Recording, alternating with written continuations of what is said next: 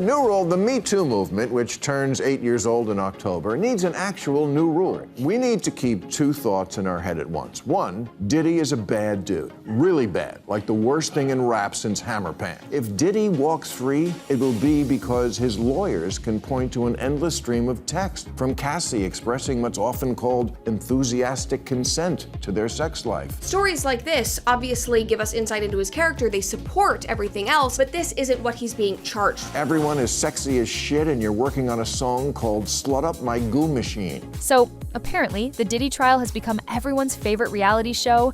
Move over Kardashians. There's a new scandal in town. People are glued to it like it's the Super Bowl of celebrity downfall, complete with play-by-plays and moral outrage from the sidelines. But leave it to Bill Maher to stroll in, casually sipping his cynicism, and drop the one bombshell take that no one else seems brave or reckless enough to say out loud. Whether you think Maher is a truth-telling sage or just a smug provocateur in a blazer, you've got to admit, the guy doesn't exactly tiptoe through the tulips. This wasn't just another snarky monologue for his studio audience to politely chuckle at. Things have changed enough so that moving forward, the rule should be, if you're being abused, you gotta leave right away. Now, I completely understand why in the past women often did not do that. I understand, as counterintuitive as it seems, why an abused woman would send complimentary texts or emails to her abuser after the abuse. No, this was more like a cold slap of reality to the collective face of the non-Me Too movement's Hollywood echo chamber. He basically pulled the fire alarm on a building everyone else insists isn't burning. What Maher's trying to do, between the jabs and the smirks, is draw a murky but necessary line between being forced into something and owning up to your own choices. Shocking, right? Accountability isn't just for press releases and publicists anymore. And to be crystal clear, Maher isn't giving Diddy a free pass to skip off into the sunset. Not even close. In fact, Maher calls Diddy exactly what everyone else has been nervously dancing around: a seriously bad dude. Not complicated, not misunderstood, but straight up rotten. There's no sugarcoating, no let's wait for the facts, just a blunt force acknowledgement of the mess. He's not minimizing the allegations. If anything, he's staring them dead in the face and saying, "Yep, this is as awful as it looks." So love him or loathe him, Maher might be one of the few voices actually slicing through the sanctimonious fog with something that resembles honesty, however uncomfortable, inconvenient, or frankly, unpopular it may be.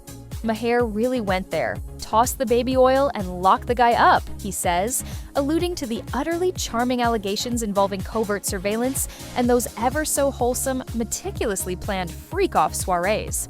But just when you think it's all about Diddy's alleged extracurriculars, Maher pulls a classic switcheroo.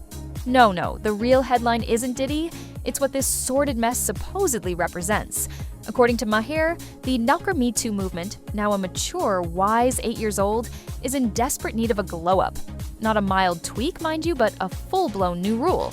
His proposal: if you're being abused, brace yourself, you just leave. Revolutionary, isn't it? Because apparently, when Cassie and the men allegedly hired to entertain her say she liked it, we're all supposed to take that at face value. Oh, and Cassie herself said she liked it too, so you know, that totally clears things up. And don't get it twisted, Maher's not speaking from a place of ignorance, heavens. I gotta say, this Diddy is a really hard guy to figure out. He's allegedly so jealous of Kid Cudi just dating Cassie that he firebombs his car. And it wasn't even a Tesla. He generously admits that, back in the prehistoric era when Weinstein and Cosby were untouchable deities, it made some dark kind of sense for victims to at least walk away with a perk. Maybe a job, a payout, or a faint hope that justice would someday unfurl. But alas, times have changed.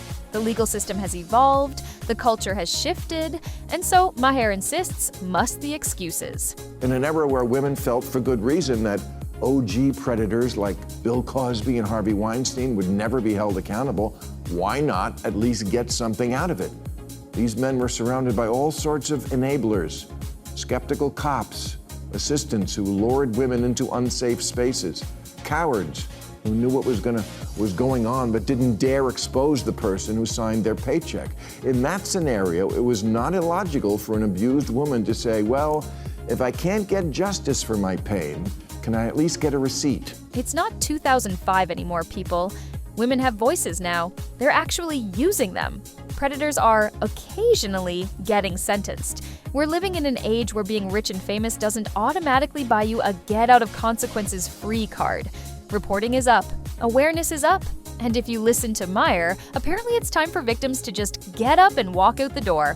Problem solved, right? Ah yes, the legal landscape, so heartwarming these days.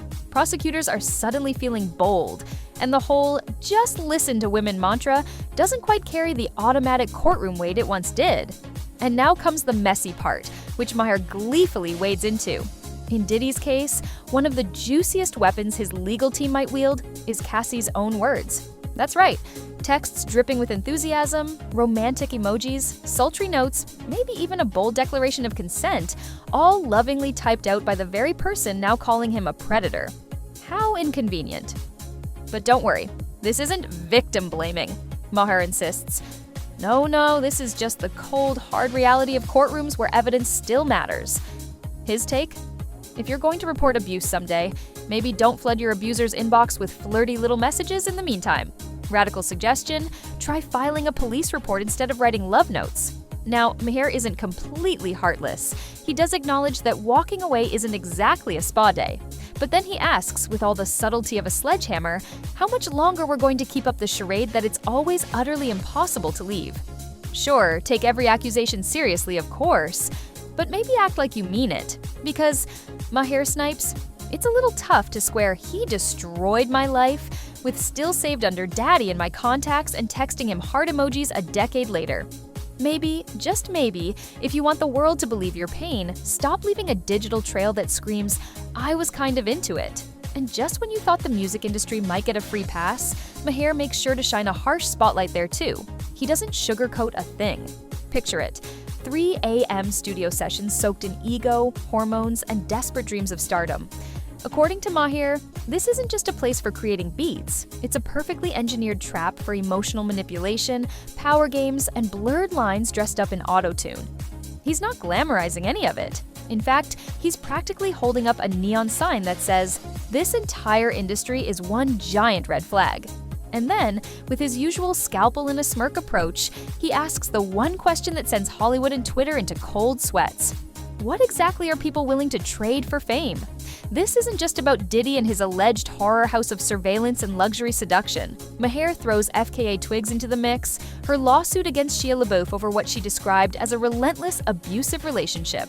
Sounds horrible, right? But Maher, ever the contrarian, quotes Twigs saying she could have just bought a ticket back to London at any time.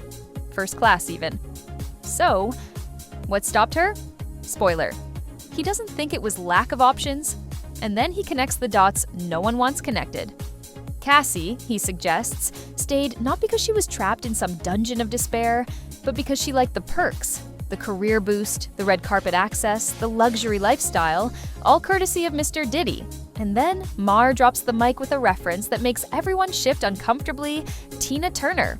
No Me Too movement, no Instagram activism, no PR dream team of lawyers. She walked. She left Ike Turner with her life and her name. And that was it. So what's stopping women now, in an era with more tools, more laws, and more support than ever before? Maher says it's not cruelty driving these questions. It's frustration. Because the stakes are too high, the system's finally listening. And yet the conversation keeps looping in circles. At some point, he argues, we need to stop romanticizing survival and start demanding better decisions on both sides.